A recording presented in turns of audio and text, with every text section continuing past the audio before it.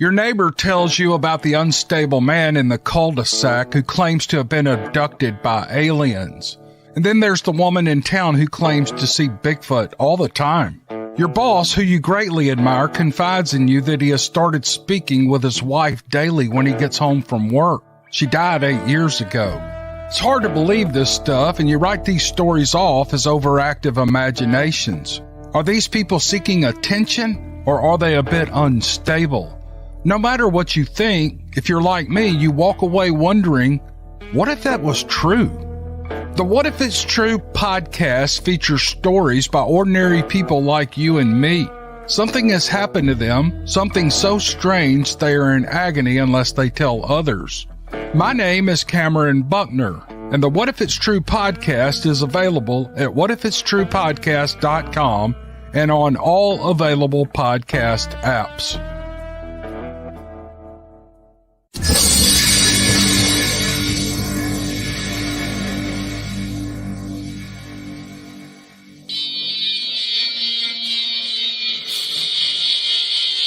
Welcome to Beast TV.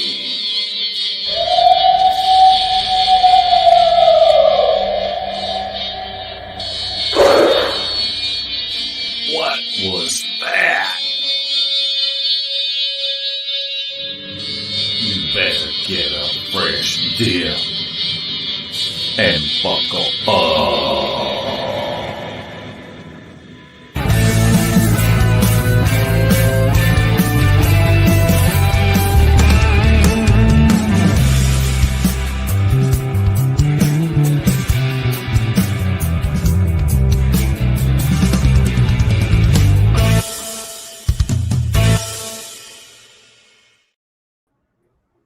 Welcome to Beast TV. Larry, do you know where your beasties are tonight? They appear to be in chat, and it's good to see one of them for sure. I know Gary had some health problems a week ago or so, and he's in there telling them to like the podcast already. So that's good. Man, I did not know. I guess I need to get on Bookface more. No, you don't.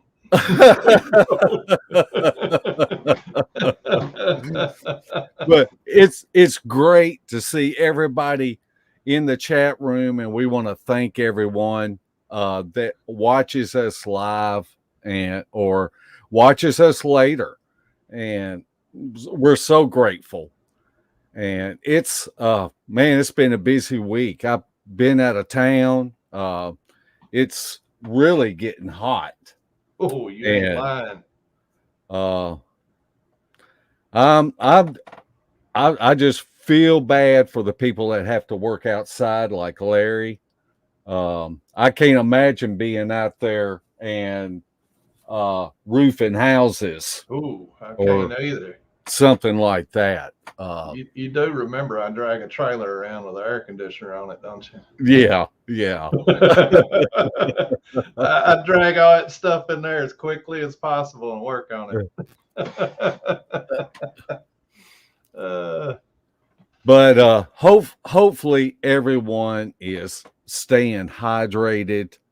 Try to drink water, especially if you know that you're going to be outside the next day. Drink water the day before and get that in your system. It's so important to stay hydrated, and we love our pets, and so make sure that you're keeping an eye on your pets outside.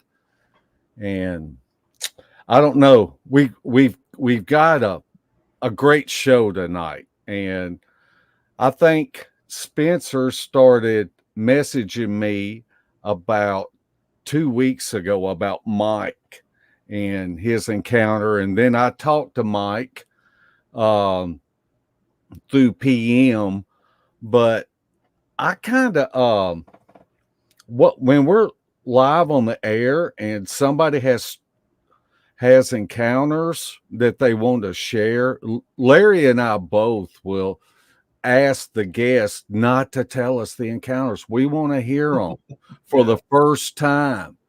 And it's I don't know, it really keeps me glued to I'm guilty this week though. what, Larry? I'm guilty this week though because I watched Mike on Woodwalker Sunday.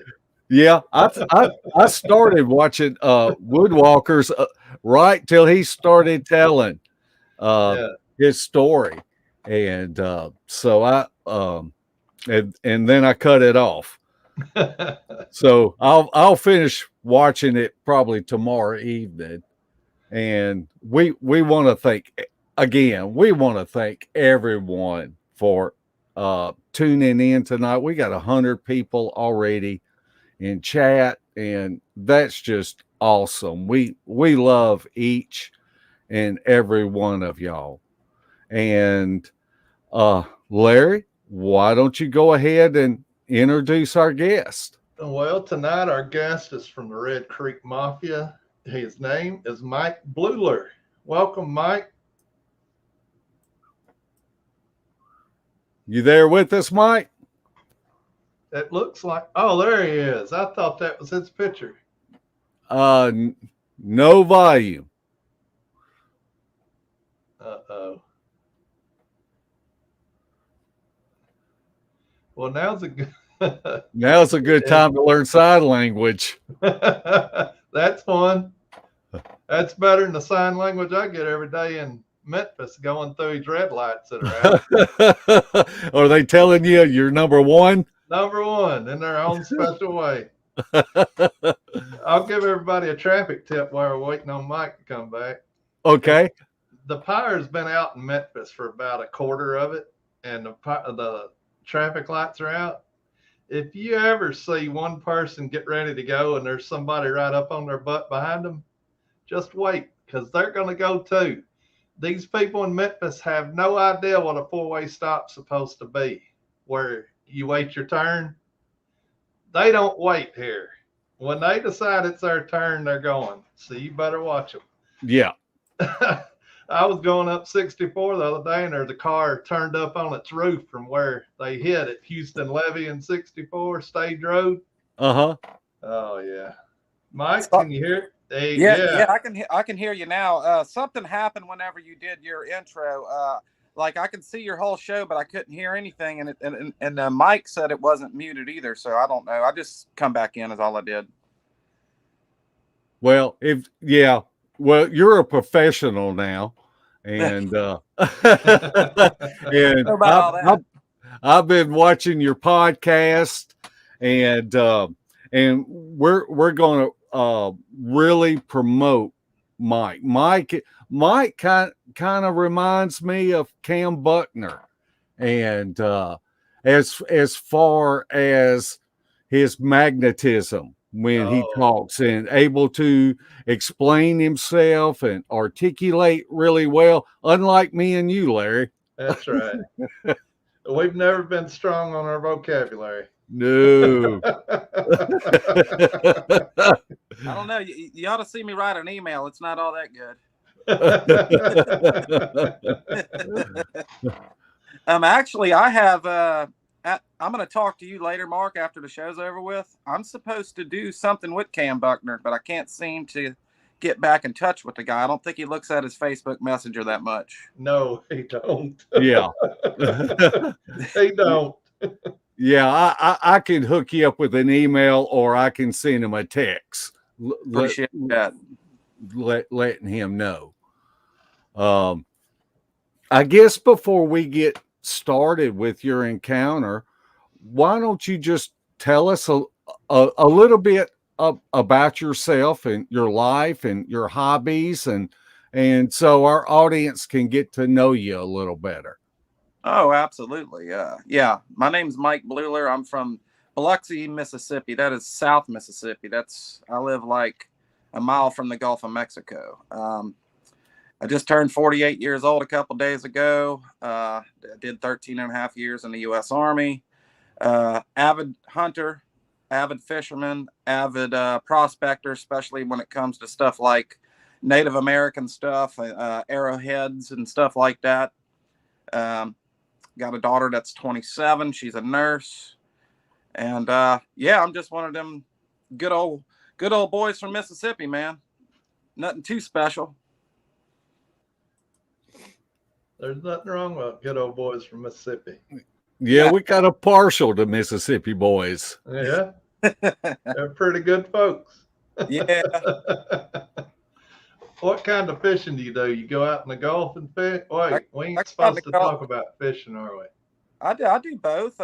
You know, because I can be out in the Gulf fishing in 10 minutes, or I can go 10 minutes north of me and be bashing bass, white perch, bluegill, and I can be hunting in 10 minutes. So, you know, kind of a good thing. Yes, sir. I agree with that. It's road trip, Larry. Road trip. There you go. There you go. Aren't there a few casinos in Biloxi? Yeah, we got casinos in Biloxi and Gulfport. Gulfport's the neighboring little city we got to the west. We probably got about, probably got about 9 or 10. Yeah, Mark would be broke and be standing out on the road in his underwear with a sign.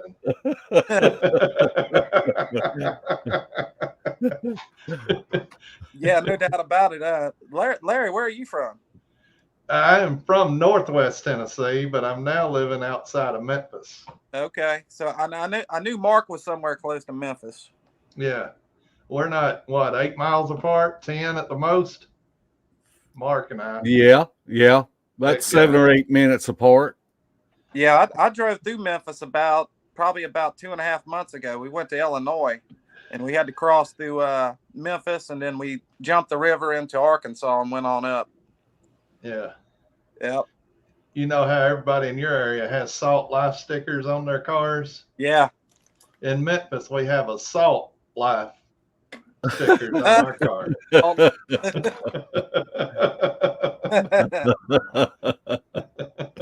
funny. That's good. That's good stuff right there. That's really good stuff. It came from a radio station. I stole it. I'll admit it. But it is funny. Yeah, it is. Yeah, it is. So, Mark, before you get into your encounter, did you have any kind of interest into Bigfoot, or is it just something that you were kind of aware of from the TV shows and things of that such? So, like when I was a kid, I can remember like on the late night shows. You know, I kind of grew up in the 80s and the 90s. I can remember seeing the Patterson Gimlin film like on late night shows, and you know, my mom and dad always just told me that's just a bunch of baloney. You know what I mean? I always did believe in the paranormal a little bit, as far as like, you know, UFOs, and because I had an incident in Iraq that happened to me with the UFO. I'll tell you about that in a little bit. It wasn't nothing major, but I mean, it did happen. And as far as ghosts, you know, I believed in the paranormal. I reckon I just didn't believe that it could happen here in Mississippi. I thought if Bigfoot was real, that was something out in the Northwest or up in, you know, Northwest Canada. Never what I would have thought here. Ever. Yeah. And do you want me to go ahead and start it, or? Sure. I'm going to ask for our moderators, if anybody tunes in late, that we're not going to interrupt Mike while he's telling of his encounter, because what I have found is when people start telling their encounter, they relive it, and it can be it can be really hard for them. So if you have questions, let's just save those for the end, and I'll ask my moderators, if someone tunes in late with a question, to maybe remind them that we're going to hold questions until the end. And Mike, you can get started anytime you like. Okay, I'm going to tell you the first one. There was actually two. The first one, it happened. It was December 16th of 2020. I'm going to go ahead and paint the picture a little bit. The way the hunting seasons and stuff around, you know, because this all ties into it. So in South Mississippi, in South Mississippi, we have a archery season, and then we have a primitive weapon season, and then we have a dog season. And what I mean by dogs is you're not hunting dogs; you're using dogs to hunt deer. I don't do that. I'm a still hunter. So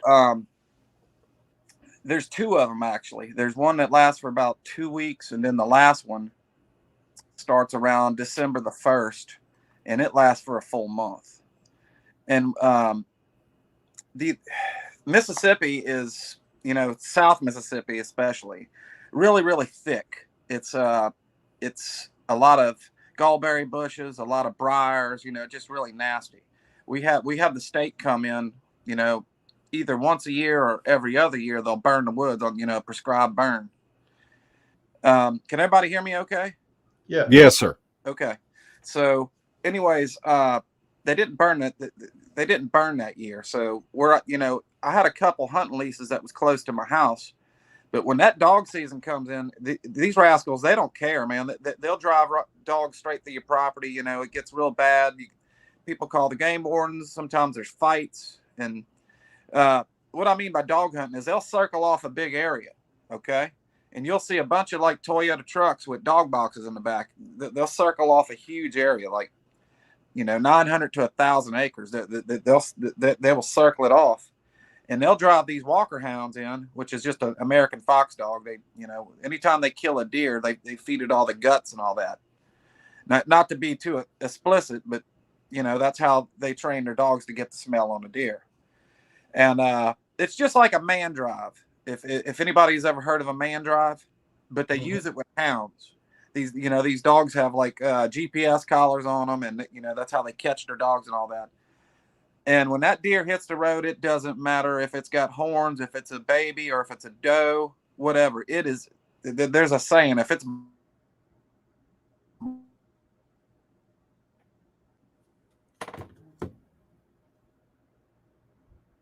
I think he's going to say if it's a deer, it's dead. Uh-oh. And then it died. Yeah. He must be on Spencer's internet. You think? He could be. I remember how bad Spencer's internet used to be. Yeah. It was horrible. About like his mouth. Poor Spencer. It's good to see old Bradley in there. You think he's wearing a pink shirt tonight? He's wearing something pink on him. I mean salmon. My bad. Yeah. Salmon. Yeah. So, what have you been doing, Mark? I have been busy. I've been out of town, come back in town. I've been having to take my aunt to doctor's appointments. I've been having to do things for my folks. It's just, and it's getting hot. That's exactly why I work, Mark. Yeah. I don't know how I got everything done. It's called being retired. Hey guys, can you hear me? Yeah. I'm it's one thing my computer's not letting me do what I want to do, and then I forget to plug my phone in. So Mark, I am terribly sorry about that, man. I'm so sorry. It's no problem. Yeah, it's no big deal. It's not a problem. And you went off when you were talking about the deer hunters and the dogs. Yeah. Okay. I'll go ahead and continue. So anyways, it's really dangerous, and, they're out there and they're drinking and probably smoking dope and doing everything else. It's just dangerous. I tried it a couple times when I was younger with, groups of dog hunters. I just never liked it. Just thank goodness. I thought you were going to say smoking dope and drinking. No. I was kidding. It was a joke. But, I just never got into that. So what I would do during them seasons is I would go to a WMA. Like we have Red Creek Wildlife Management Area. I wasn't at that one that day, but in the WMAs, they're not allowed to do that. I mean, the WMAs, they're taken care of really good by the game wardens. You know, they plant a lot of ryegrass, turnip green, stuff like that. You know, if you go in there and you're a felon and you have a firearm, you're done. You're done. You're going to jail. If you drop dogs off in there, you're done. They're going to take your license, and it's kind of just as bad as spotlighting deer. And you know, I just never. I would always bypass that when them seasons come on. And I went up 2 counties. You know, I'm in Harrison County. I went up to Perry County. I went to Leaf River Management Area. I used to go there a lot. My dad used to bring me up there a lot, and it's really strict too. You go in there. I don't care if the game warden knows you; he's going to check you. You know, it's just that kind of thing. He's going to see if you got your license. You know, this, that, and the other. And there was this field that I used to like to hunt. Real big, Mark. It was a huge ryegrass field. And when I say big, you know, 200 yards wide and probably 1,000 yards long. And it fell adjacent to power lines right west of it. It ran, the power lines ran north and south.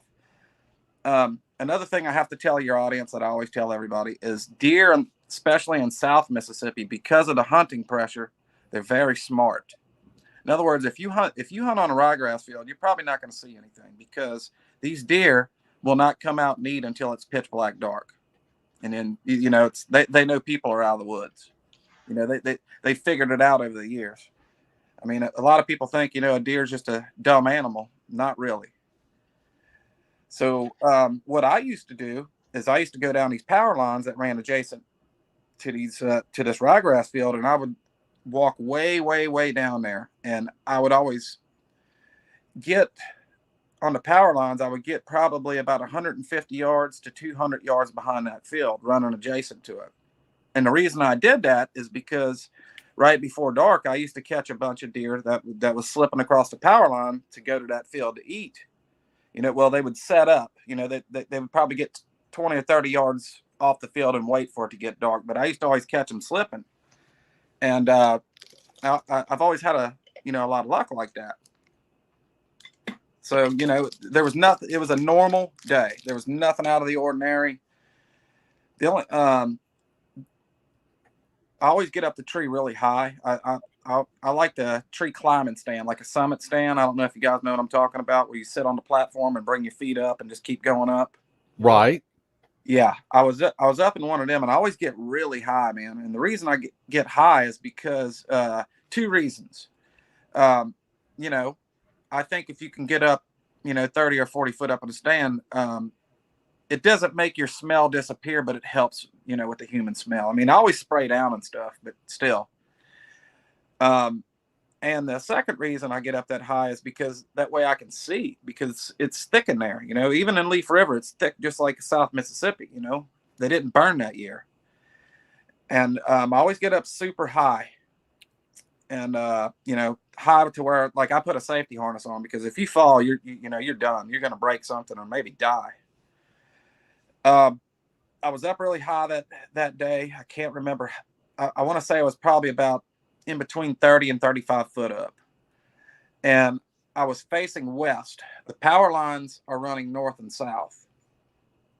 And I can remember getting in my tree stand, and I sat there, got my book bag on the side of the tree, and, got comfortable.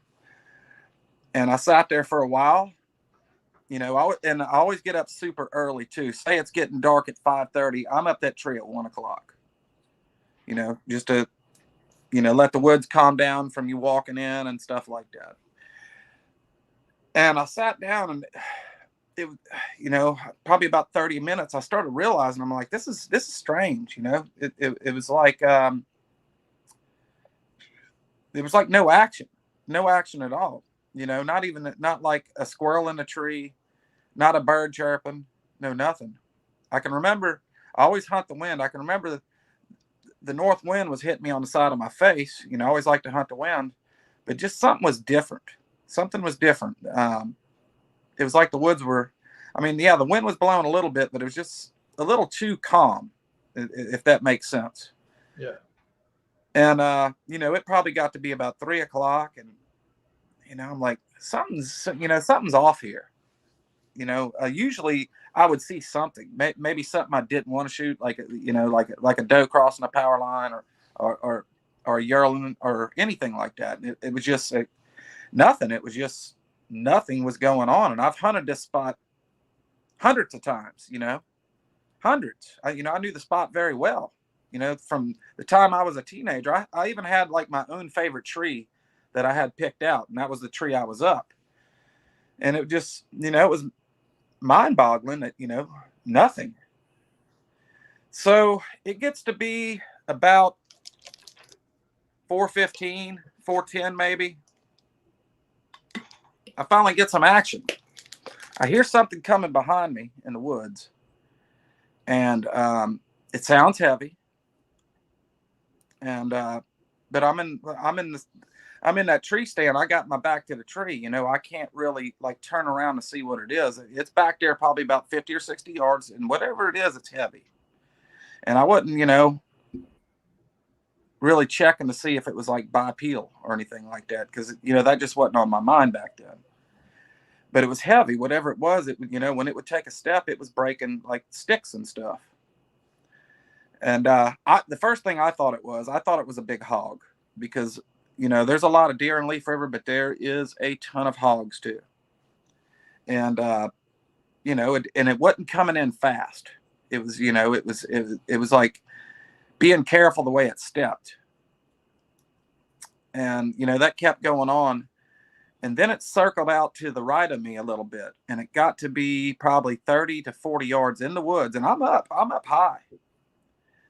And it stops, and I'm looking down to where I hear it, and I still can't see it because the undergrowth. I'm like, what is that? And all of a sudden I start hearing heavy breathing, like almost like labored breathing. And and I'm I got a million things going on in my mind. And I'm it almost sounded like whatever it was. It sounded like maybe it had a chest cold or something like that. Or I started thinking maybe it was a pig that got shot, and maybe it was its lungs filling up with blood. And I'm like, wow, this thing's going to die on the side of me, whatever it is. But I didn't hear no gunshot, like the crack of a rifle. I could have heard that from 2 to 3 miles away, probably, because I was, and I noticed when I drove into this place, there was nobody in there, nothing. Usually I would see a few trucks coming in this management area. There was nobody in. It was a Saturday too, and it was just nobody in there. So, the heavy breathing went on for about a minute and a half, and it stopped. It absolutely stopped. And I'm puzzled.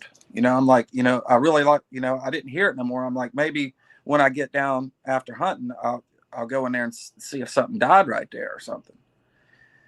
Like I said, a million things going on in my mind. So I finally just gave up on it. And, I was like, wow, that sucked. I didn't even get to see what it was. And I started thinking maybe that was a big buck, or maybe that was a hog, and maybe it seen me or smelt me, and maybe it just slipped out and I didn't hear it. I don't know. So I start facing west again on my stand, and this is the time of the day where I'm fighting the sun. The sun's right up over the trees, and I'm getting blinded. I'm pulling my hat down like this and kind of looking down the power lines like this.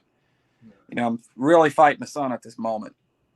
And all of a sudden, in my right peripheral vision, about 150 yards on the north side of the power lines, I kept something black, solid black, and it's on all fours. And I thought it was a bear, because we do have black bear in Mississippi. We just don't have like a heavy abundance. You got to get up, I know the Carolinas have a lot of them, and they have hunting seasons. You cannot shoot a black bear in Mississippi. You will go under the jail. That's what I thought it was, because I have caught on trail cam. I've caught black bear on there. Usually they have like an orange collar on where the state released them. And that's what I thought it was. So, I had to take my, I couldn't just look. I knew it, whatever it was on all fours down there. but I couldn't tell what it was. And the way I was positioned in my tree, I had a 7mm Magnum with a by 50 Leopold on there, and I had to turn and go left-handed. And I went to look at this thing, and I couldn't find it because, you know, I was all finagled because I was not used to shooting left-handed. But I finally found it, and by that time, this thing is sitting down. It's sitting down like a person. Like it was facing the same way I was facing. It had its knees up, and the first thing I noticed was its left hand was digging in the ground, like it was digging in the dirt. I don't know if it was looking for bugs or I don't know what it was. I'm still thinking bear at this point. Sasquatch has not come across my mind. I knew it looked a little funny, but you know, I just probably figured that was just maybe I was looking at it like at a weird angle or something like that. And the first thing I noticed is I put this thing in the scope, and sorry, I'm getting all these notifications because I'm on my phone. Sorry. The first thing I noticed was that the hair on the back.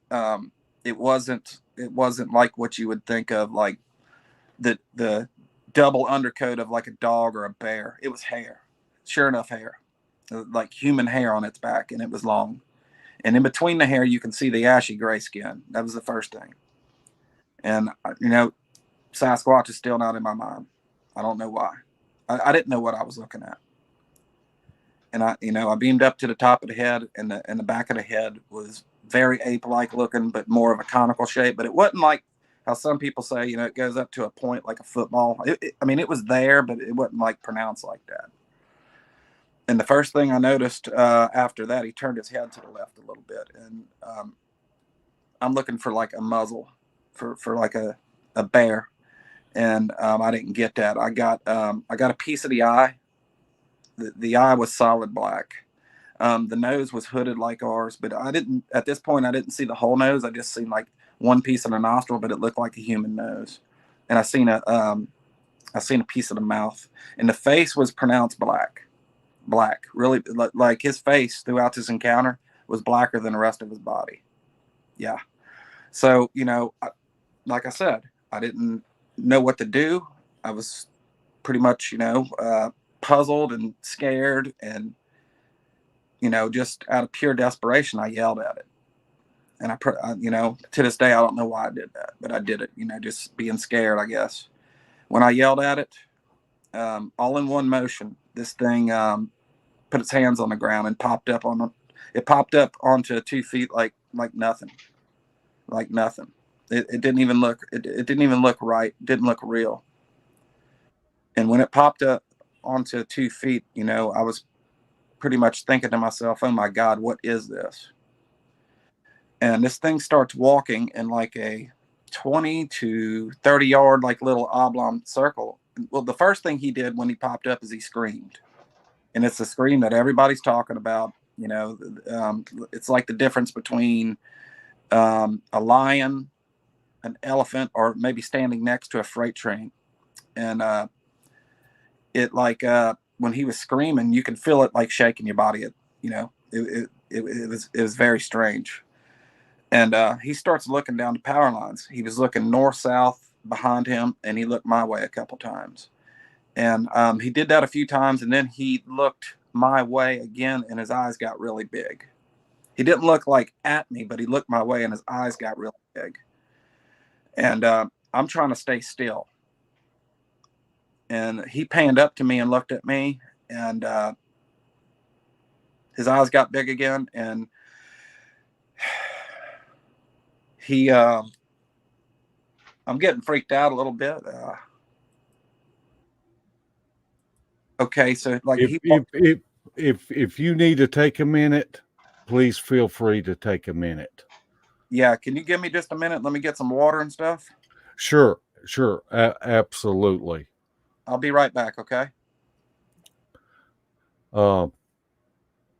We appreciate everybody in chat being courteous to Mike. I know how this is. Larry and I were both personal friends with Carrie Arnold, and have spent time in the woods with Carrie and seen the struggles that he went through Yeah. with his encounter. And it's traumatic to people. And we want to make sure that we support people that have gone through this.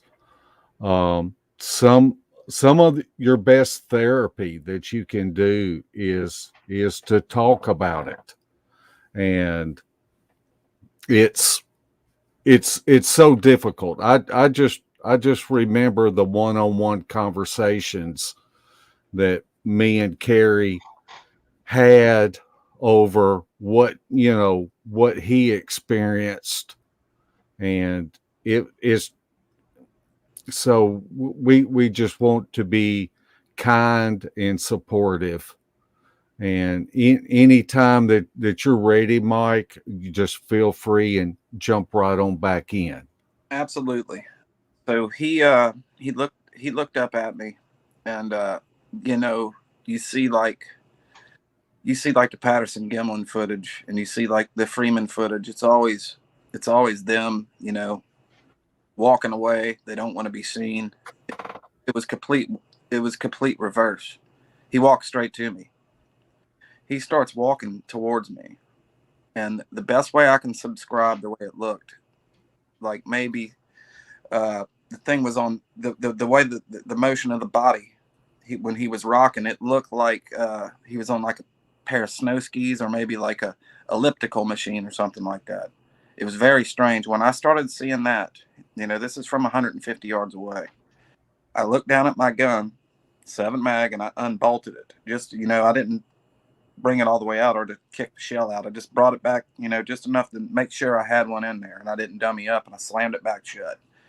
So you're talking about 4 seconds, 5 seconds. That's giving it a lot of time. And I look back up, and now he is 30 to 40 yards in front of me from 150 yards. Now you explain that. I maybe that's where the woo kicked in, you know. I don't know. I have no idea. I just know I looked down for a second, and there he is. He's in my face. So I brought the rifle back on him, and I looked through the scope, and he was just like a big old black blob. I had to power the scope back down, you know, to where I could see him, you know, at a shorter distance. And when I seen him, that's when I got to see him really good. The eyes were jet black, like a shark's eyes. There was no like pupils or no white in the eyes. It was solid black. And he had a nose like ours. It was like ours. The nostrils might have been flared out a little bit thicker, and the bridge of the nose was much wider, and the mouth was big. Not big lips though, just a really big mouth. And the first thing I noticed after that was his hands. His hands. I don't know if maybe they bite their fingernails off or whatever, but he had short fingernails. If you look at your fingernails, you know how you have like the little white moon in there. He had them, but the meat was the meat was like dark purple, dark purple. And every now and then he would shuffle a certain way that would scare me, or he would. And another thing I got to tell your audience, this thing you could tell it was thinking. Like it had facial expression, like almost like he didn't know what he was looking at. You could tell this wasn't no stupid animal. This wasn't like a, you know, I don't like to call animals stupid or anything like that, but I'm just trying to make sense of the point. You could tell this was a thinking being. You could tell he was thinking about what I was. You could see the expression in his face. He was self-aware. Yes, definitely.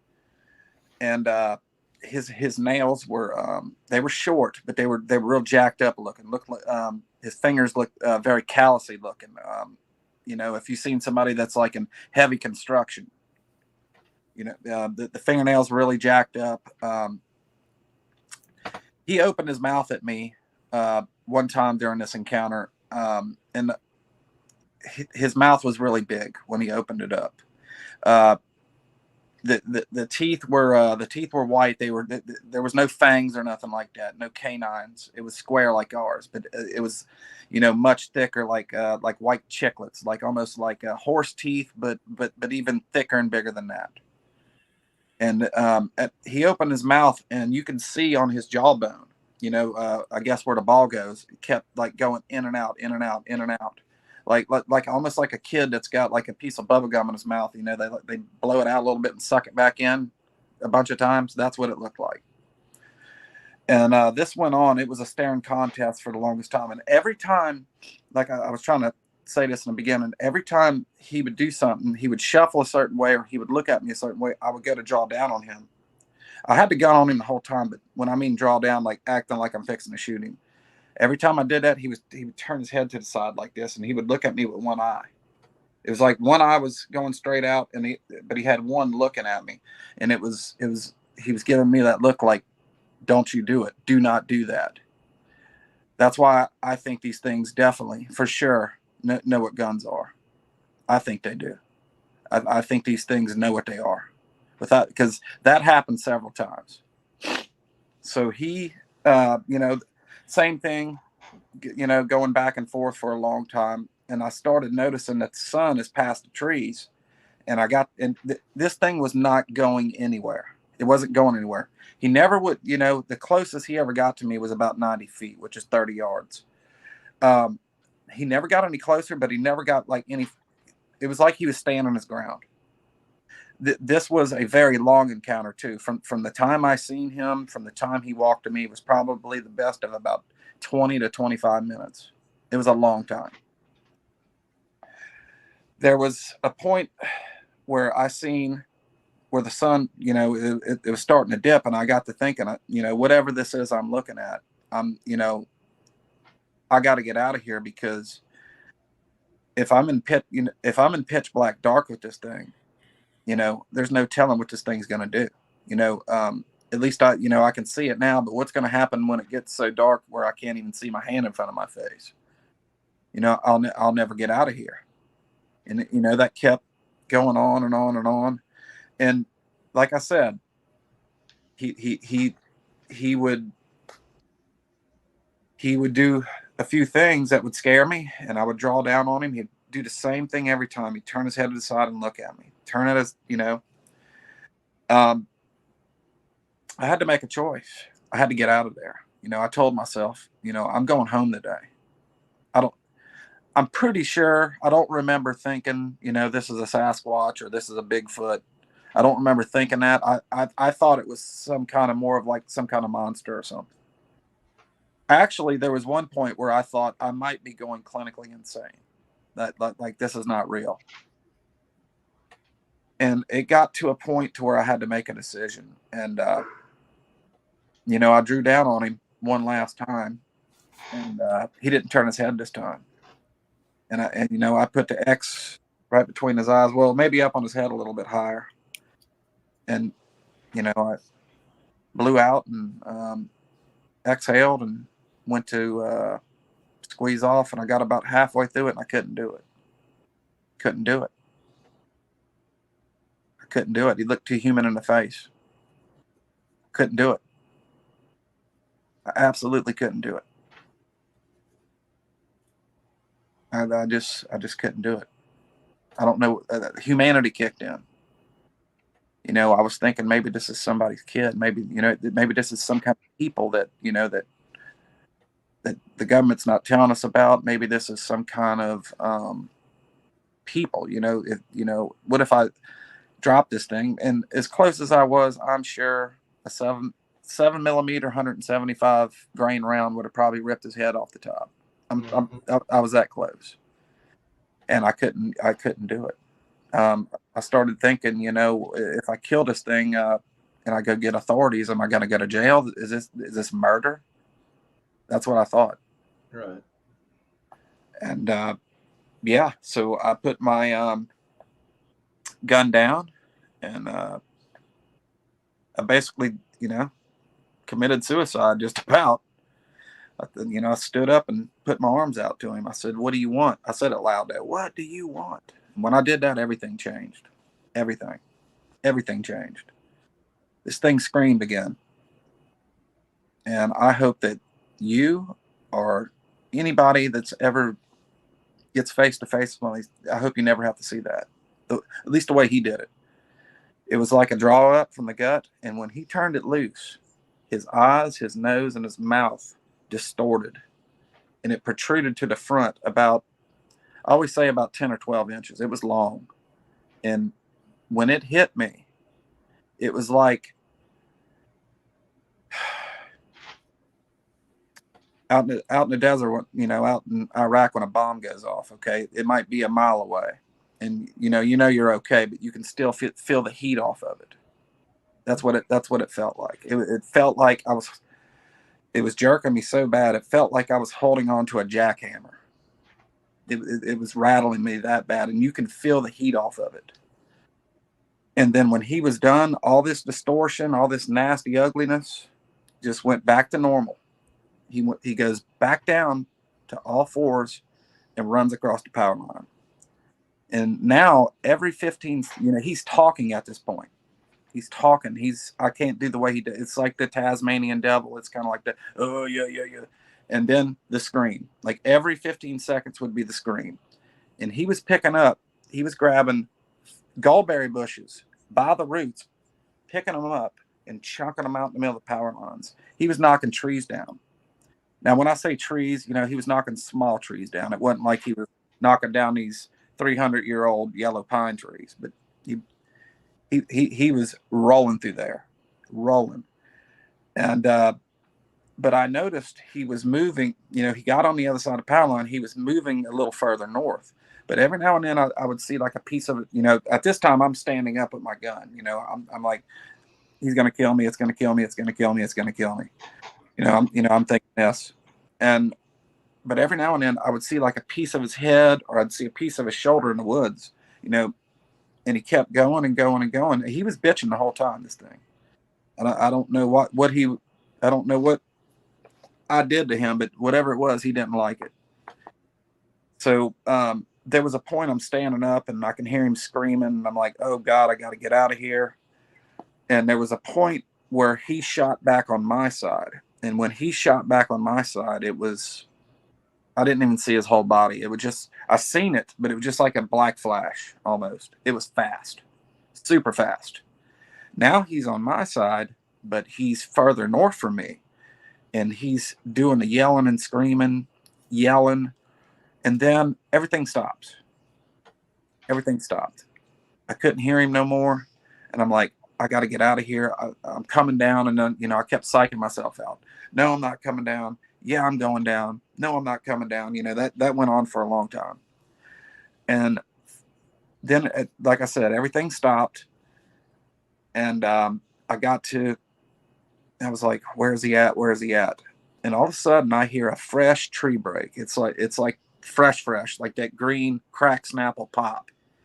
And that was a ways off. I would say that was probably 100 yards. And that's what I needed to hear. When I heard that, I come down my stand as fast as I could. I get to the power lines. I start running. I get probably about 75 yards to 100 yards down the power lines. And I was a little bit of a bigger guy at the time. I wasn't in the best shape of the world. You know, I've lost a lot of weight since then. I was probably, I'm 5'10". I was probably 225 at the time, which is heavy for that size. You know, it's not the greatest shape in the world, but I'm running, and it's like this thing knew I got out of my tree. I heard a big gigantic roar, and I keep running and running, and I get whooped. So a fast run goes to a very fast walk. And I stopped, you know, he quit yelling for a minute, and I quit walking to here. And as soon as I quit walking, I heard something. Now I got something 30 or 40 feet in the bushes next to me. It's like I heard it stop when I stopped. It like it took an extra step. And, you know, I didn't know what it was at the time. And so I keep walking, and I notice when I pick my walk up, whatever this thing is on the side of me, it's matching me step for step. Step for step. And every now and then he would light it up behind me too. You know, I know now it was two of them. On this power line, I probably had, from my tree stand, I would say I probably had a little bit over 1,000 yards to go, you know, give or take. But on this power line, when you get down about 500 yards, or if you go from your truck about 500 yards, there's this little plateau that comes out on the power lines. It's not, I wouldn't call it a plateau. It's only about that high. It's just kind of some kind of weird growth, but it's got like a bunch of little saplings on it. But I hunted that spot for years. I always said, yeah, that's the halfway point. I seen that coming up, but you know, it was still a ways, and I start running again. And this, whatever this is on the side of me, it is matching me step for step. When I stop, it stops. I walk, it walks, all that. So not to speed anything up, but I started getting pretty close to this plateau, and the way the woods are shaped, whatever this thing is, it's going to have to reveal itself, or it's going to have to go deeper in the woods. And you know, I was ready to see whatever it was. You know, I kind of got back out in the dead middle of the power line to get ready. So I start running and running and running, and he lights up back there again. And I was like, I've had enough. So I cracked a shot in the air. Right before I got to the plateau, I cracked a shot in the air. When I did that, everything stopped. Everything stopped. I no longer heard him back there. And I no longer heard, you know, once I crossed over the plateau, there was a huge hill after that. I started making that hill, and I no longer heard it. And as soon as I crest that hill, I seen my truck. It was still way down there. You know, I can only like see the top of my truck. I couldn't see like the doors of the tires yet. And when I seen my truck, man, I caught another gear I didn't know I had. And, you know, I get to my truck, and, you know, I'm thinking to myself, Mike, get in your truck. Mike, get in your truck. Get out of here. Don't ever come back here. You know, you know, all that kind of stuff. So, you know, I circled my truck, and as soon as I stuck my key in the door to unlock it, I heard one more scream, and it was way back there, and it was way different. It was like a roar almost, I want to say, but at the end of it, like the crack of a whip. If you ever heard Carrie Arnold's experience, he talks about a crack of a whip. It was just like that at the end. This road that I come in on, it has a cul-de-sac. You know, when I was done hunting, I would drive. It goes about like because the roads, you know, the roads are really narrow. You can't like really back up because you'll be in a ditch and get stuck. So I used to just drive down to the cul-de-sac and make the circle and come back through. I wasn't doing that. No way. I backed up in the ditch and just about got stuck. I was coming out of this WMA, and I was flying, man. I was flying. Every corner, you know, the butt end of my truck was swinging around, fishtailing. I finally catch blacktop. I'm on Highway 26, and I'm going as fast as my truck can get. I'm talking about pedal to the floor. I had an old hunting truck at the time. It was a GMC. Actually, I still have the truck. I just use it for like hunting and stuff like that still. I was going as fast as I could, man. And I hit Highway 15, make it back to the coast. And, you know, I live in a city. You know, there's lights, there's neighbors, there's stuff like that. And when I pull in my yard, I didn't want to get out the truck. I finally did. I put my gun on the bed, and this is wintertime, you know, this is 30s outside, you know. I put the shower on full blast cold and laid there in a fetal position for probably the best of about an hour. And I can remember getting out the shower and just passing out on the couch. I guess it was the adrenaline dump, you know. And I slept for a long time, probably 7-8 hours. And I got up, and Mark, I thought everything was a dream, to be honest with you. I thought it was a dream. I walked in my room and I see my gun on my bed. I was like, wow. That's the first one.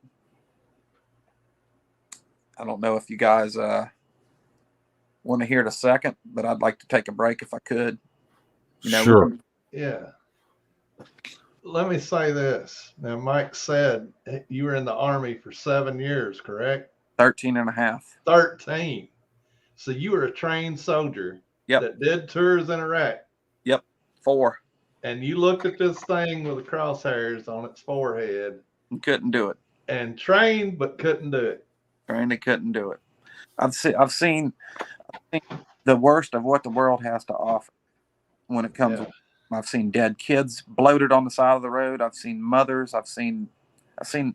I'm not going to go any further than that, but I've seen what the worst of what the world has to offer, and Atrocities.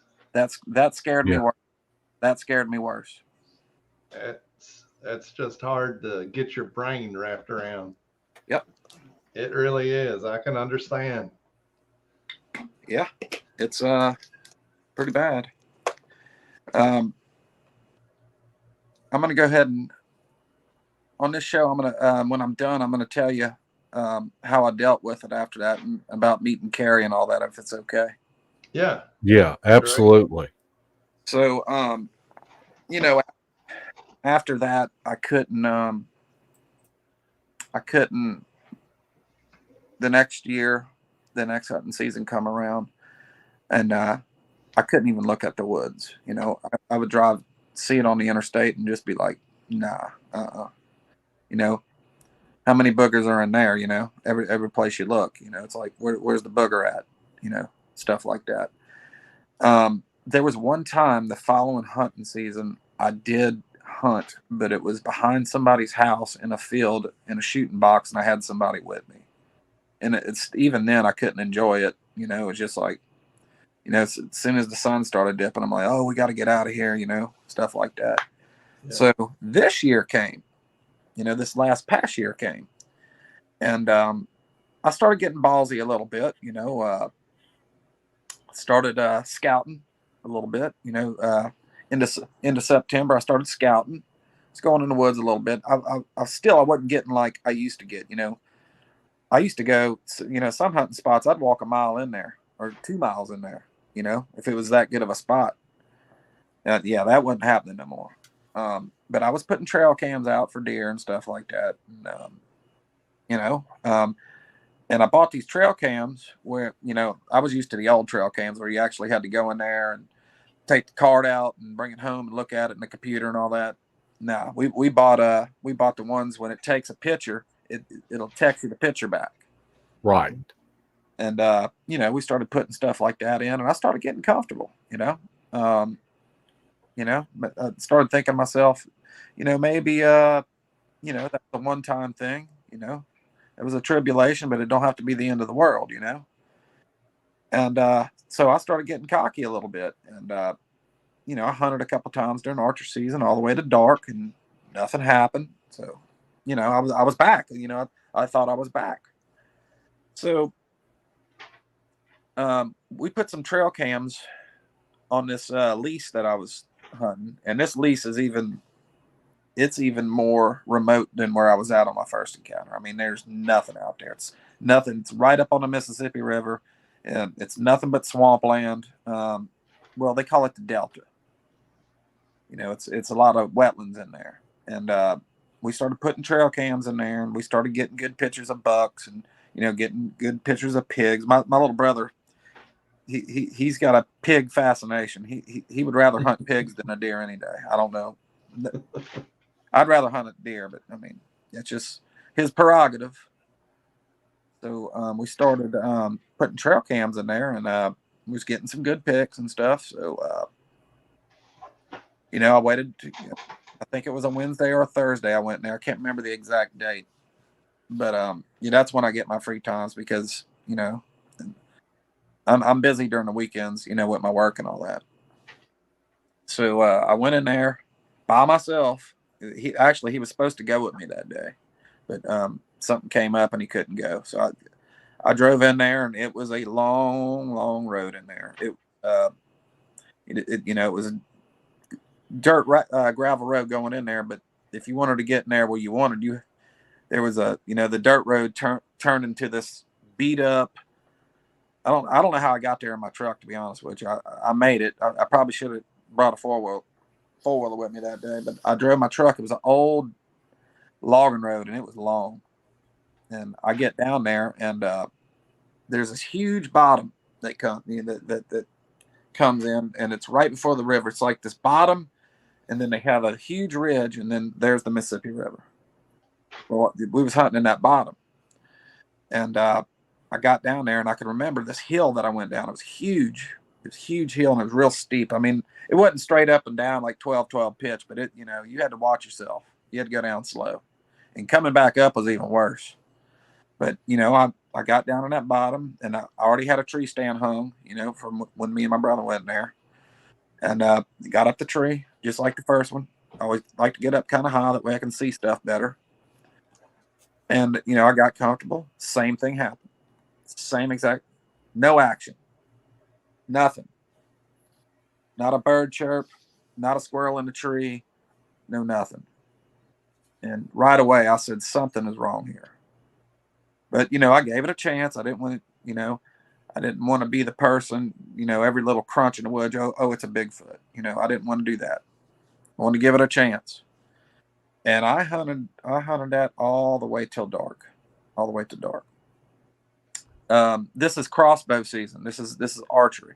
It's still kind of hot outside, you go in the woods. If you don't have a thermocell or something like that, you are going to get ate to pieces by mosquitoes and yellow flies. Mm-hmm. Had my thermocell, hunted all the way to dark, and I just wanted to go home at this point because I didn't feel good. But I gave it a chance. I let it get dark. So I got my book bag on my tree, put it on my back. I lowered my crossbow down, and right before I started climbing down, I heard a tree knock in front of me. Pronounced. Just, I've had 3 years to do research online about these creatures and stuff since, before that.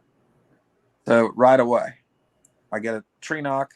It was 3 knocks. It was tap, tap, tap. Close to like 50 yards in front of me. It's pitch black dark. I can't see. I hear tap, tap, tap, and then I get an answer behind me, tap, tap, tap.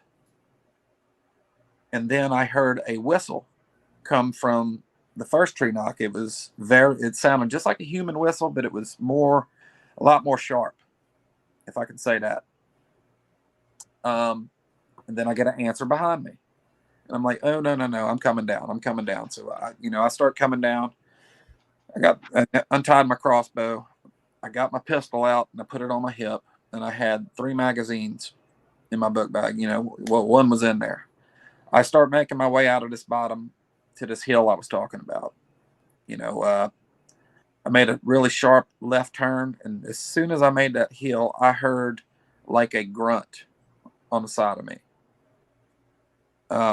It was just, it wasn't like pronounced. It wasn't a scream. It was just a real loud grunt. And then whatever it was, it started walking away. I make my way up that hill. I left something out, guys. I left something out. Can I go back? Sure. Absolutely.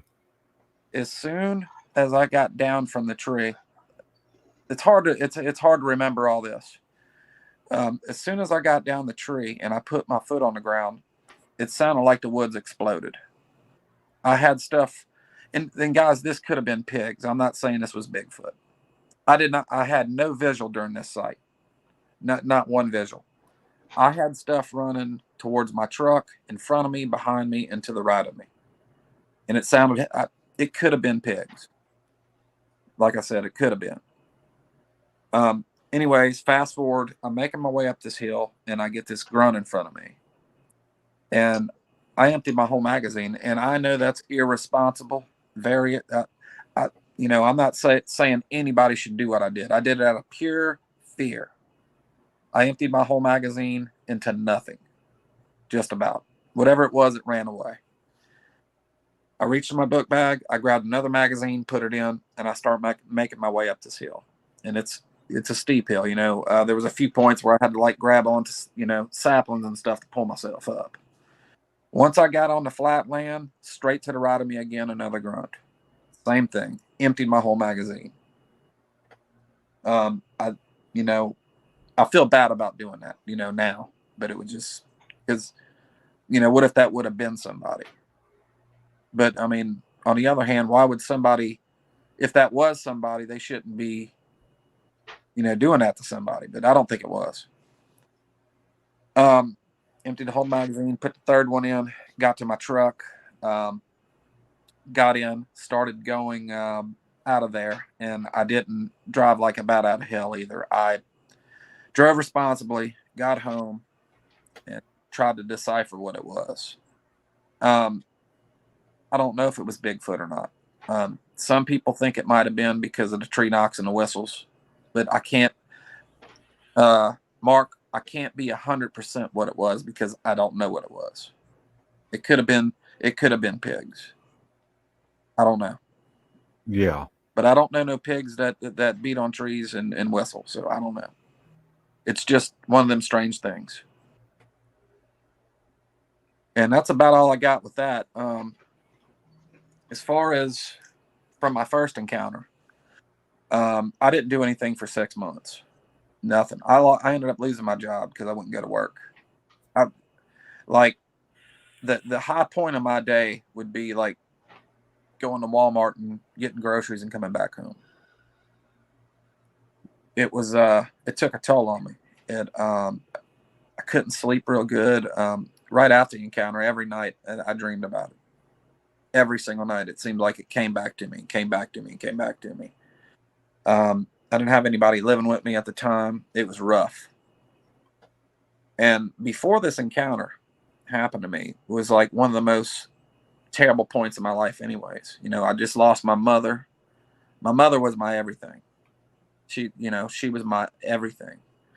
I ended up losing my mother. This is before the first encounter. Me and my daughter we weren't getting along too well. She moved out to California on me. I've talked to people and they, it could just be coincidence, but I hear about people that have face-to-face encounters, and it seems to be like they're having some kind of turmoil in their life when that happens to them. I don't know if that's connected or not. I mean, I don't know what you guys think about that. It seems to be a pattern, but I don't know. In your situation, I think your first encounter was more you just happened to be in the wrong place at the wrong time, or the right place at the right time. And once you yelled at it, I think it got confused at what you were and walked toward you to figure out what you were. Yeah, I think, I've done my homework on this. I've had almost 3 years to do my homework on it. And I almost want to say he was doing the same thing I was doing. And when he started talking, I think he was talking to that other one that paralleled me out. Yeah. Yeah. Going, what in the crap's that up in that tree? Yeah. Look at the hairless ape up here. Yeah. But I think, I've had a lot of time to reflect, and I've listened to the I've heard the Sierra Sounds and stuff, and if you listen to the Sierra Sounds, I listened to it over and over and over and over again. Bigfoot's become a passion for me since that happened. And I'll tell you what, when you listen to the Sierra Sounds, you can hear some broken English in there. Without a doubt you can. And there's a few bad words in there too, it sounds like. I don't want to say it on the show, but there's a few words in there that it sounded like a couple F-bombs in there. Well, they could be incorporating, mimicking that they have heard from humans. Yeah. I know Larry and I, with some other people, were the first people to go into the woods when Carrie re-entered the woods for the first time. And I had told Larry back then, I just said, probably you're not going to want a lot of people around you. And, it's not that it's a joking matter, but, a lot of times, we'll joke in the woods and talk and stuff like that. And I knew just by looking in Carrie's eyes that he was doing something that he did not want to do. And I remember telling Larry, I said, let's just try to get separated and you take these other people with you, and I'm going to stick with Carrie so that it's just me and Carrie that I can talk to Carrie. I feel like that I do have a gift that I can talk to people and kind of calm them down a little bit when the anxiety levels start ramping up. You can see that in somebody's eyes. Yes. Being someone that was in a in a war as you were, I'm sure you saw that, and you saw people that could mentor those people and help them get through, such, you have to keep your imagination grounded. You cannot let your imagination run away from you. And I just remember me and Carrie walking through the woods, and I'm talking to him in just as of a soft and comfortable voice as I could to help bring his anxiety down. But he was just absolutely terrified going into those woods again. Talk to us, Mike, about the days after, because your brain cannot process that in the split seconds and the minutes after something like that happens. How did your brain process what happened the next day, a week later, a month later, 6 months later? What was going through your mind, and what were your coping skills with doing this? My coping skills weren't that good. They weren't that good at all. Like I said, I couldn't leave the house. It was PTSD on top of PTSD because I already had it from the Army. I go to the VA once a month. It was more of disbelief. Like, did I really see that or not?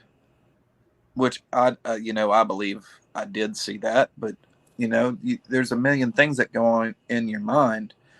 I probably had to, you know, I turned into a 100% recluse. I couldn't go to like, you know, family stuff, family gatherings. The rest of the hunting season was definitely blown.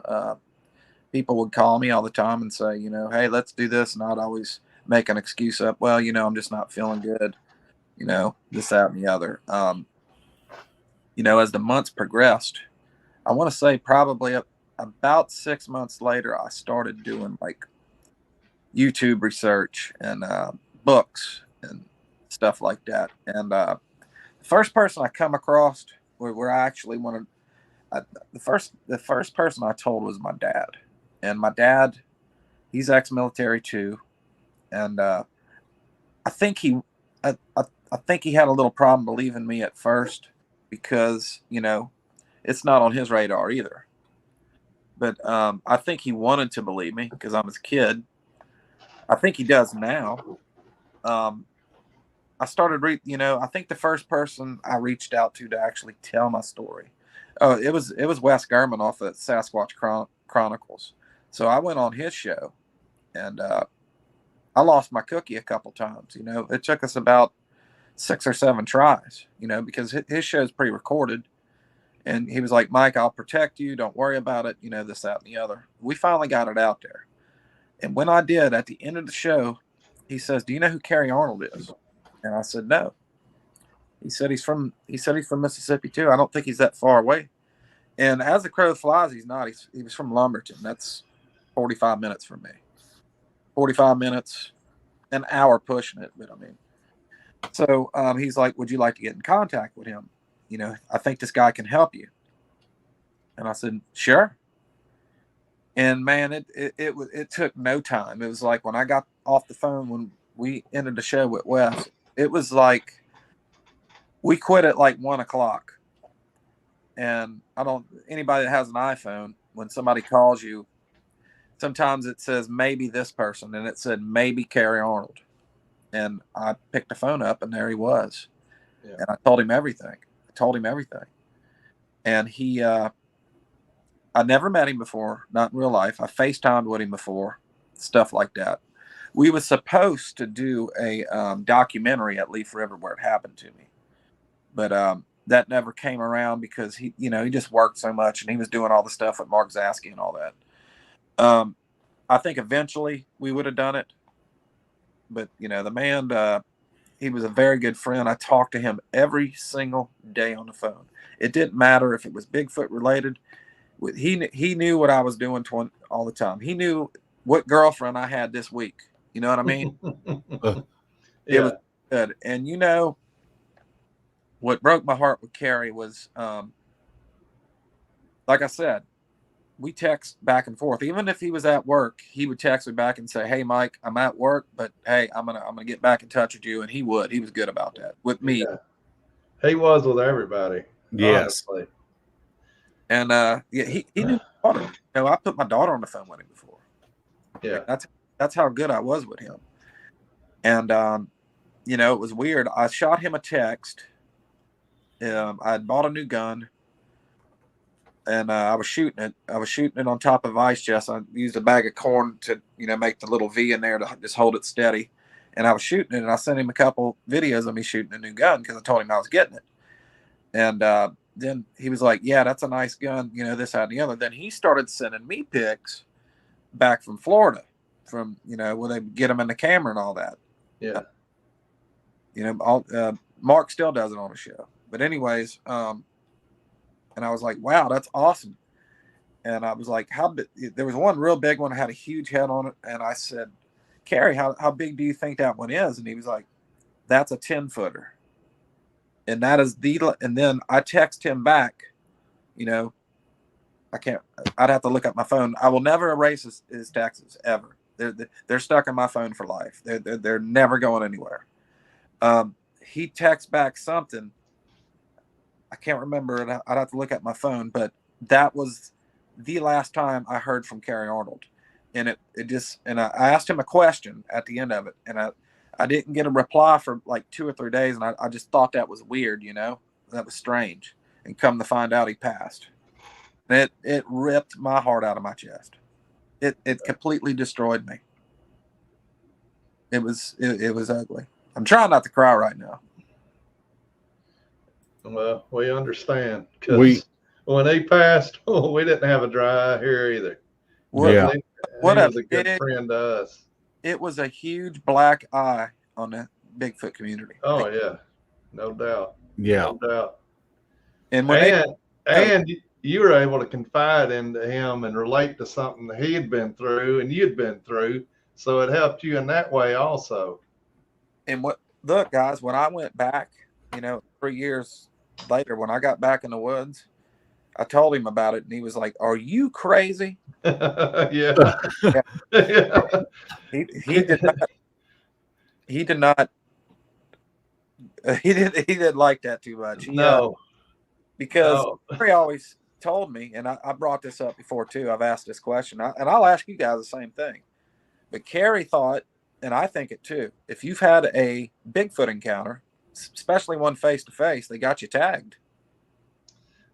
It seems that way. It really does. Yeah. He told me that day. He says, you probably had. He says that was probably them again, and he said you was probably tagged from the first one, which I still do hunt, guys. I still do. I guess I'm still a psychopath, and I still go in the woods, but I'm very careful, head on a swivel, and I do not get far in there anymore. It's just not worth it. Yeah, just not worth it. I don't. You talk to some people, they think that these things, and they could be.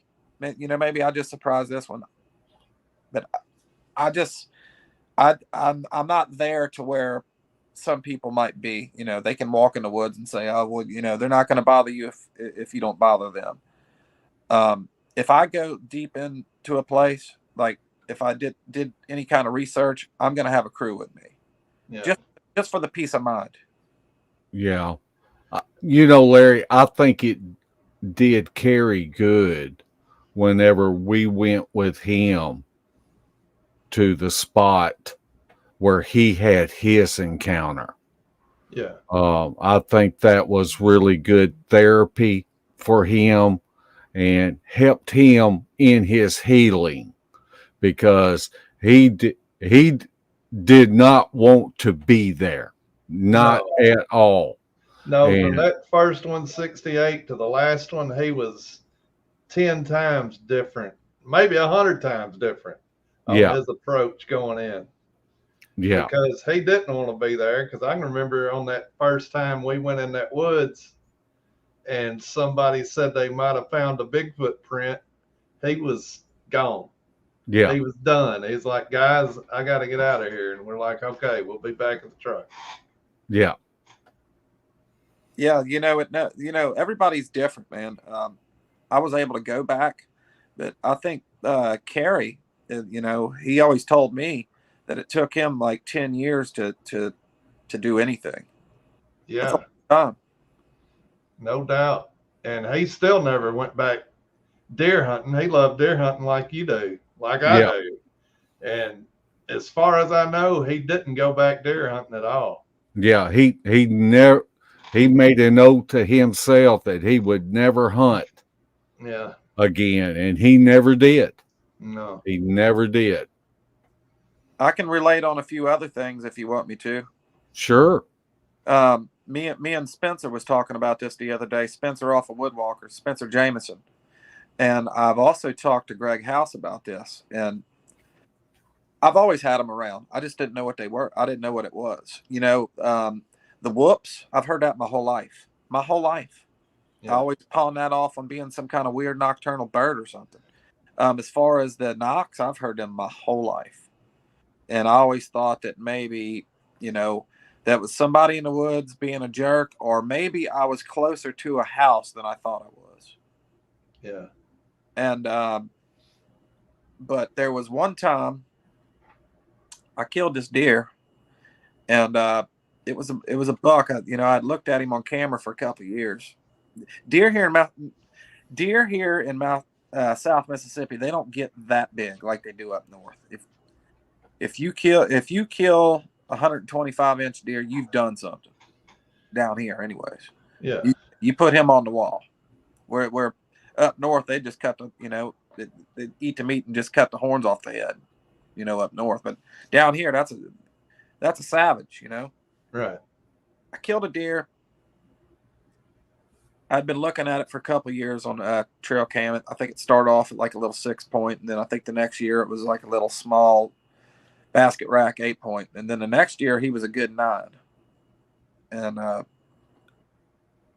tried hunting this deer for the longest time. He always outsmarted me some way. You know, either winded me or wouldn't come in until dark, or you know, just that kind of deal. And I got lucky one afternoon. You know, I wasn't that far away from him. I was only about 100 yards. But like I said, it's thick down here. You know, the gallberry bushes and stuff get pretty, you know, they don't look like much when you're up, but when you get down, it's up over your head. Right.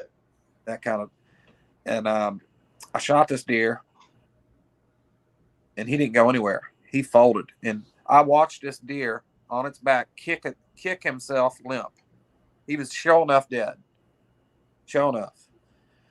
And you know, I got on my phone. I started calling my buddies. You know, I'm like, hey man, there's no deer card here. You know, come help me drag this. You know, and you know, I didn't like walk straight to this deer. Didn't walk straight to him. You know, I took my time, looked on my phone, and it was way before dark when I killed him too. You know, I still had plenty of light left.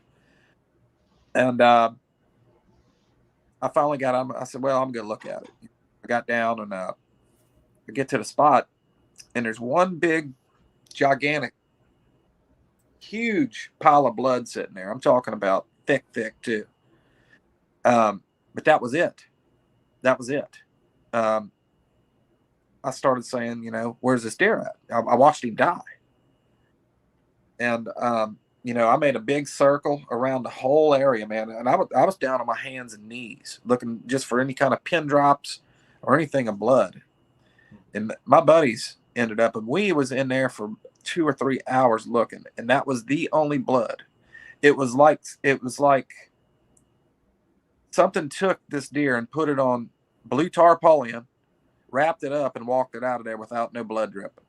That's what it was like. But I think it was one of them that got it. What else would do that?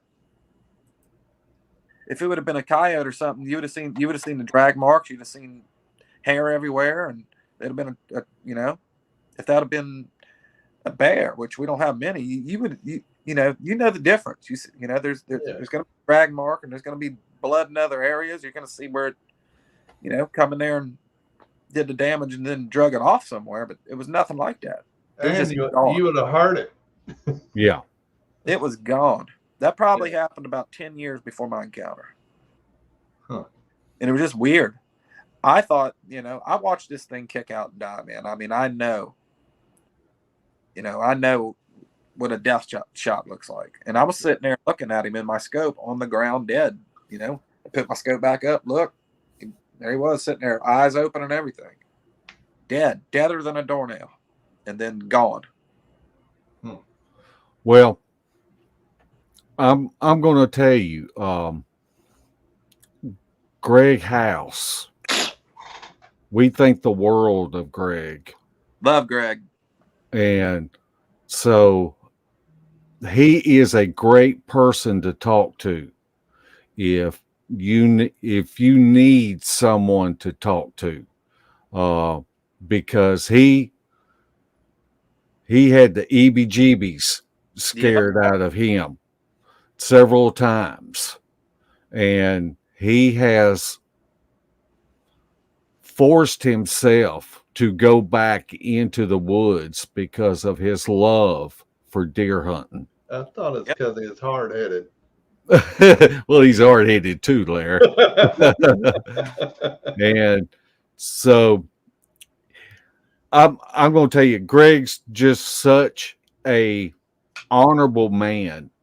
And if anybody is having problems with dealing with something that they have seen or an experience, then I'm going to tell you, reach out to Greg, because he will talk to you and he will help you.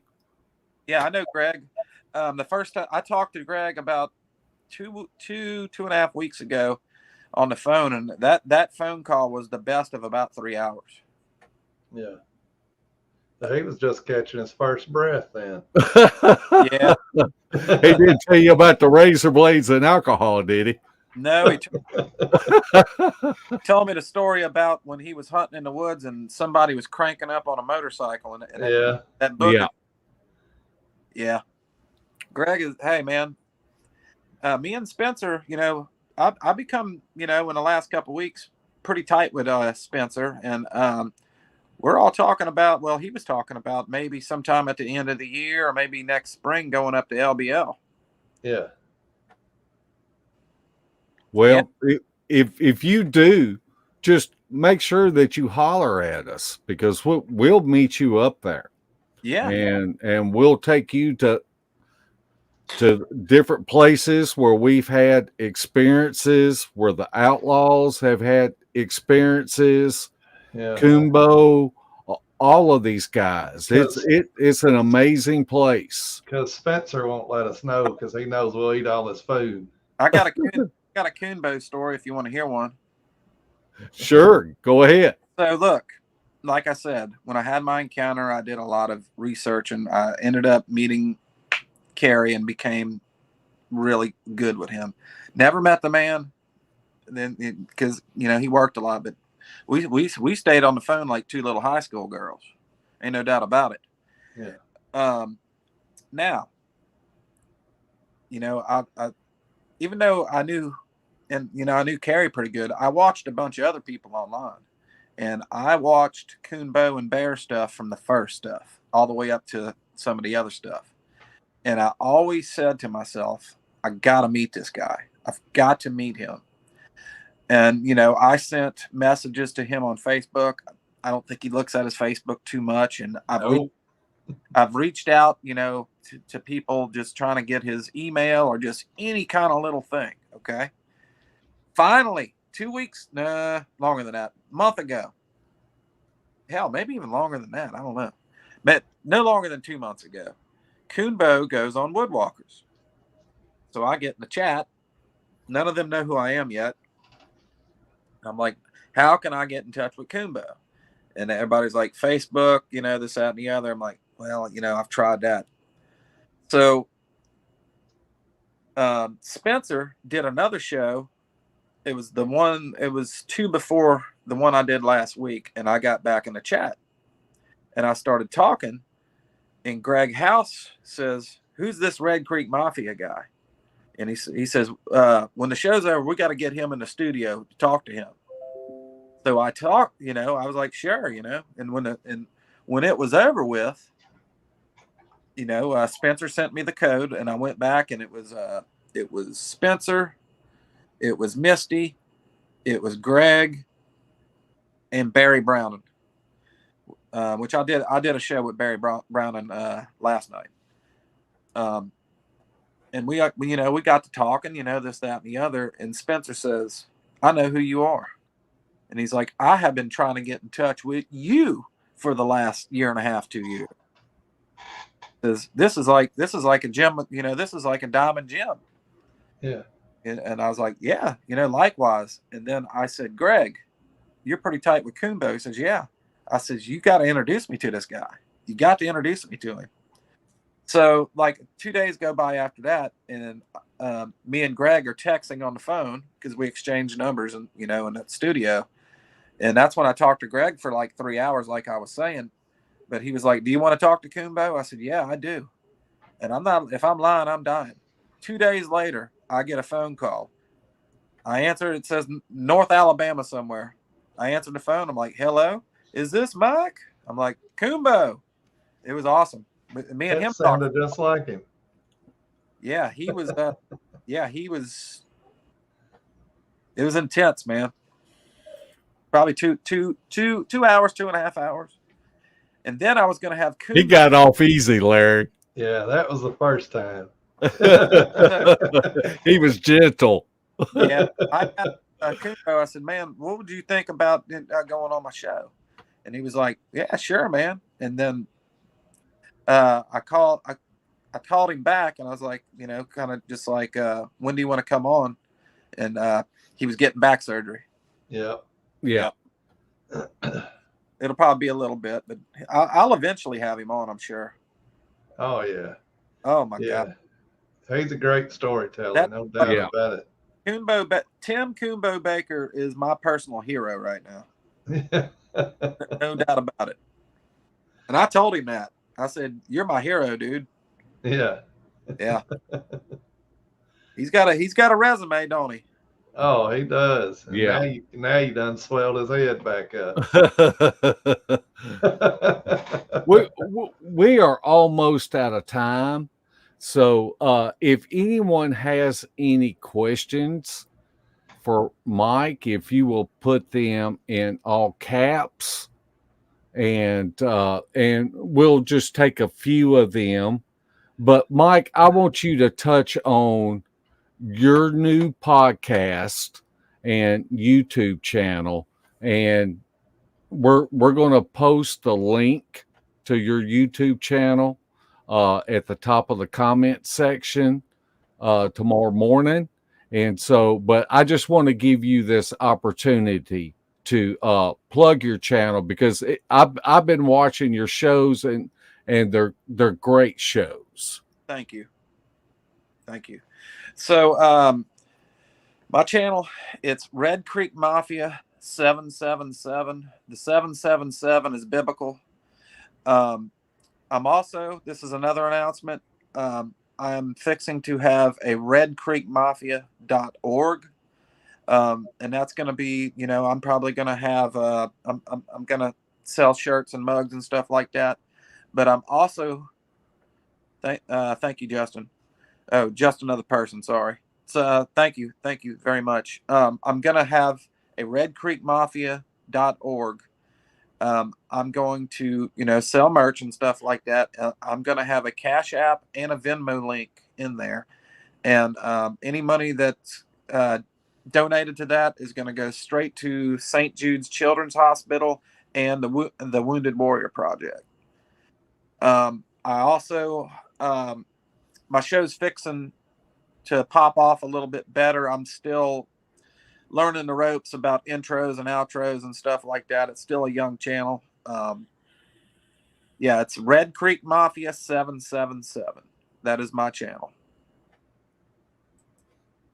Okay, we want to encourage everybody to go and support Mike and sub and go back and watch some of these shows. Tell us who your first guest was, because that's fantastic. Ron Moorhead. There you go. And I'm kind of proud about that one because I had no help with that one.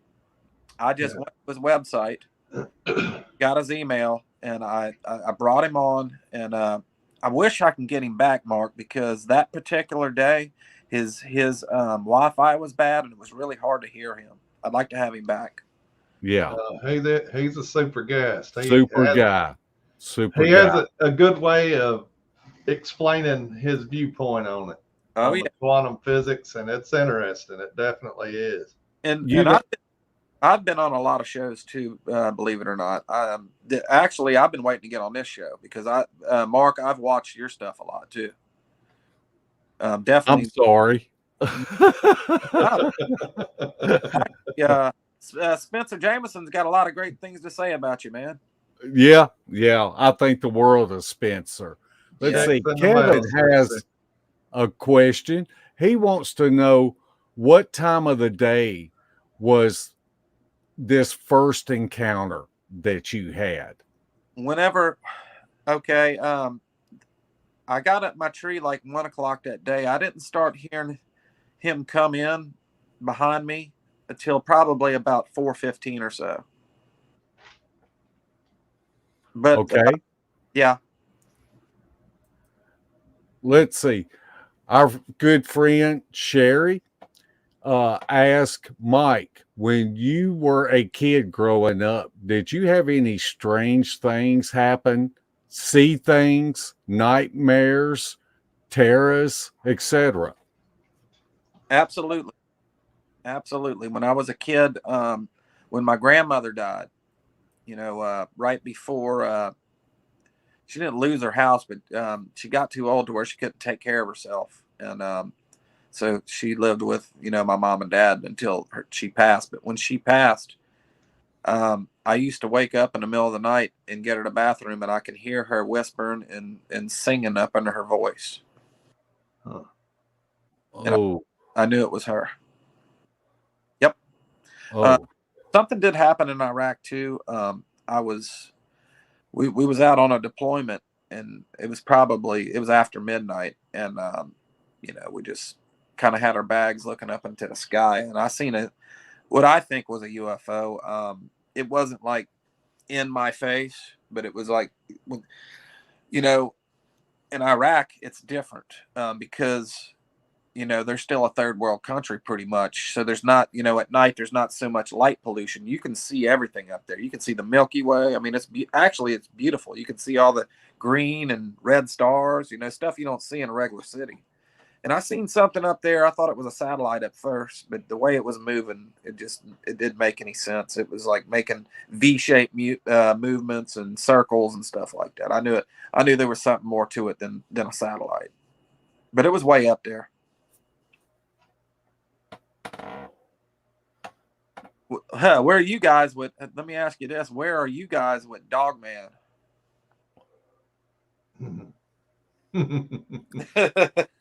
Don't tell that.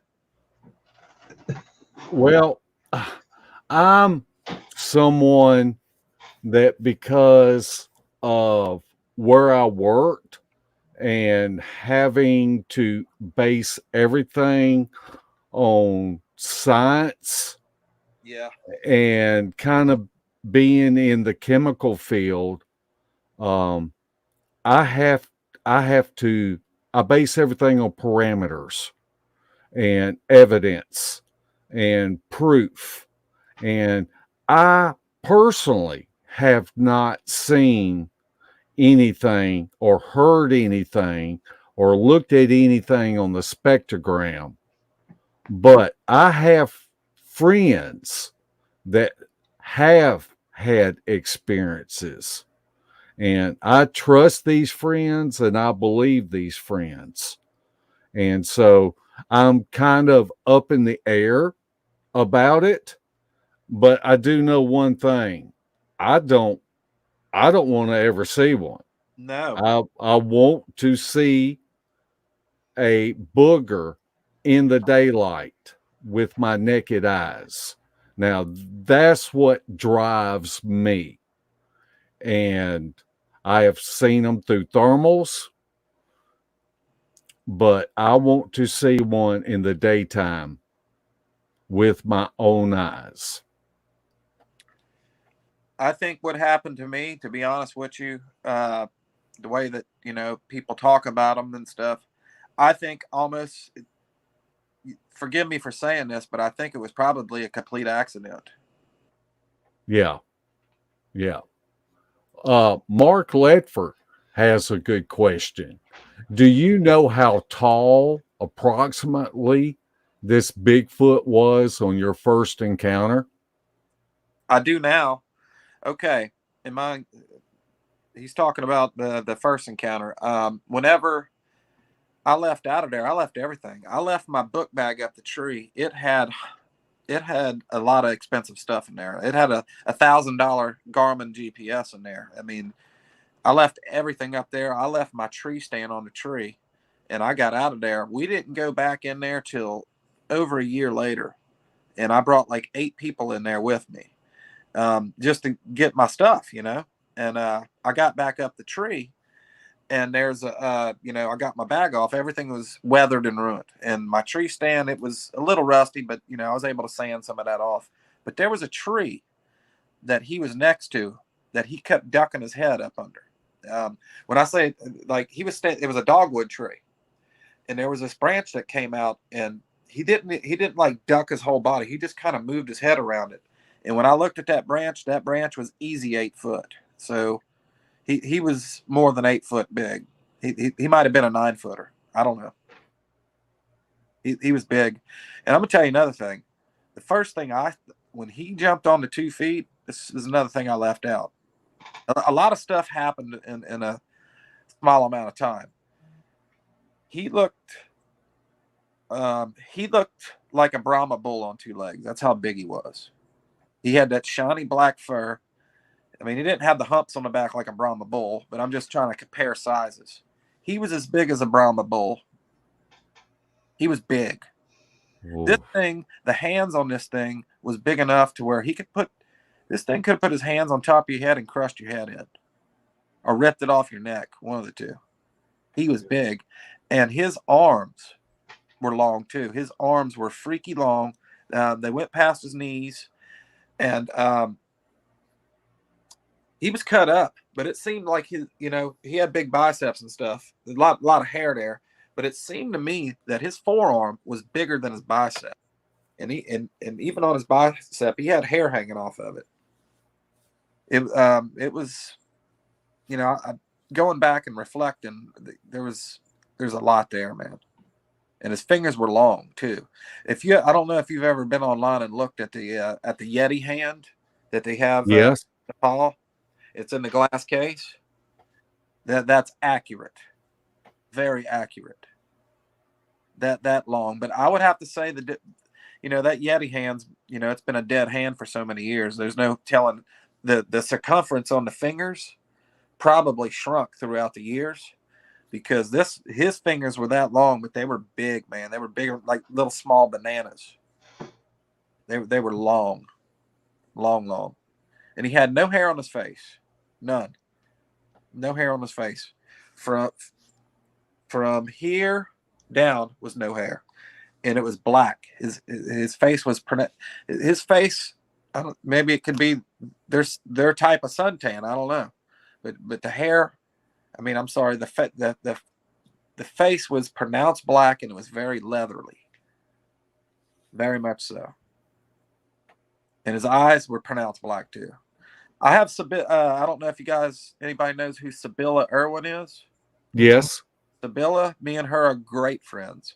She's drawing my Bigfoot right now. Yep. She's almost done.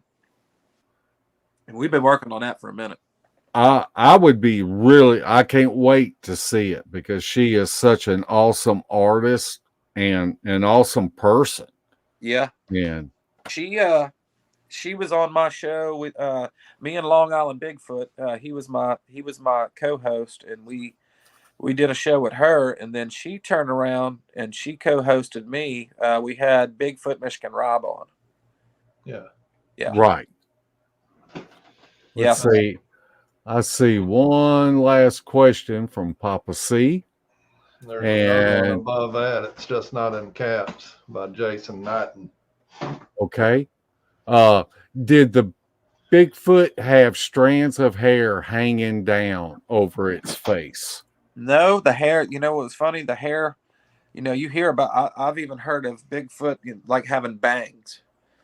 Nope. The hair was short and spiky, very gorilla looking. Hair was. The face was not. This was no ape. And Jason asked Mike, did he have a high or short forehead?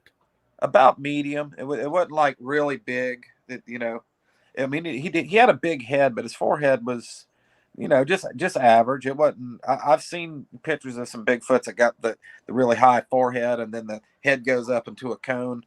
It wasn't like that. But I'm kind of on the board of Kumbo, to be honest with you. I believe in the type 1s, the type 2s, and the type 3s.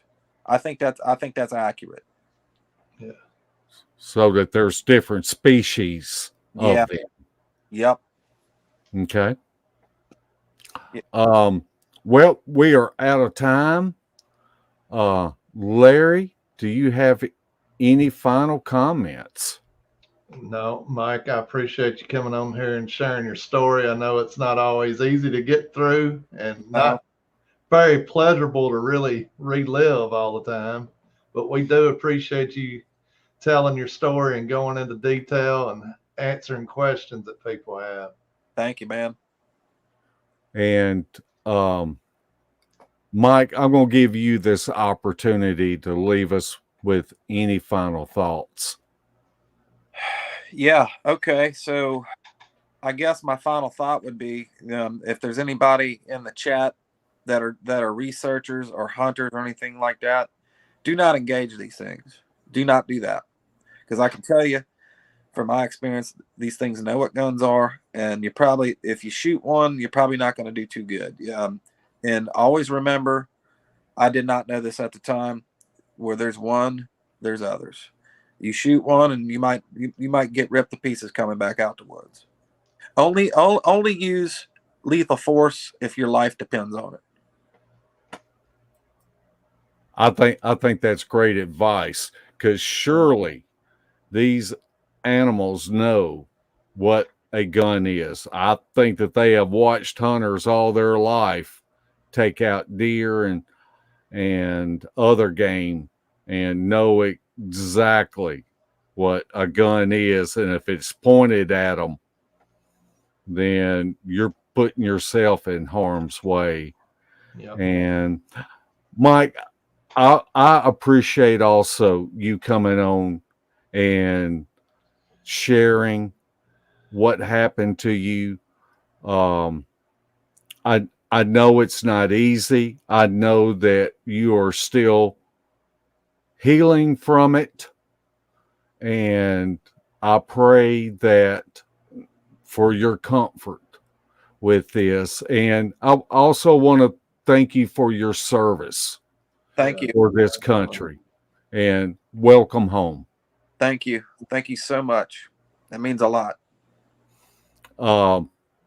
We want to thank everybody for tuning in. we Larry and I have a lot of things that are coming up and out in the field, so we're not so certain when our next podcast will be. But because I know we've got some trips that are planned, and we just don't want to throw a show on here just to throw a show on here. We want our shows to be something that you can learn something from, because that's the whole point of us doing these shows, is learning from each other and sharing our experiences. So we want to thank everybody again for coming in to chat, and the people that are watching it at a later date. And so with that, we'll say night night, footers. Good night.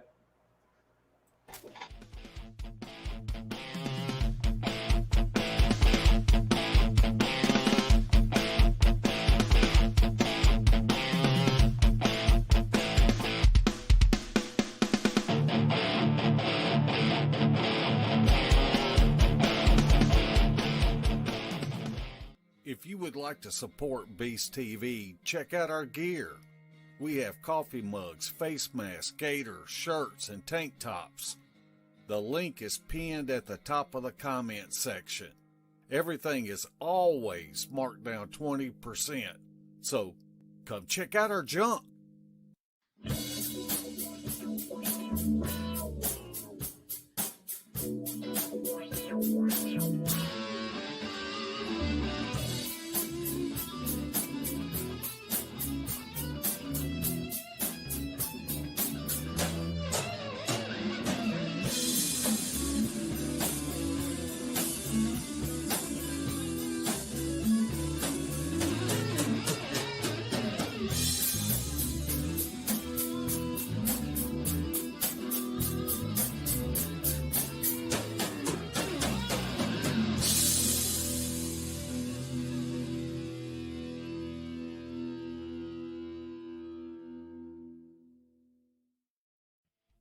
This has been a Sawdust production.